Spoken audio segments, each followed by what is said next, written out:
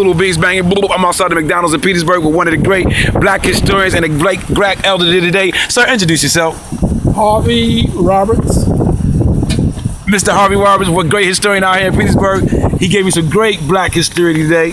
Telling some great stories. What would you say to the kids in the future when it comes to survival? What would you say to the kids coming up in the future? Learn your spirituality, learn who you are within yourself, and speak to God however you see God, and the way you see it, Him.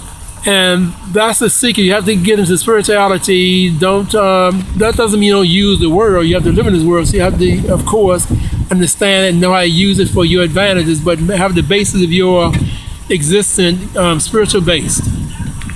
Give thanks. Mr. Harvey Roberts outside of McDonald's. It's 106.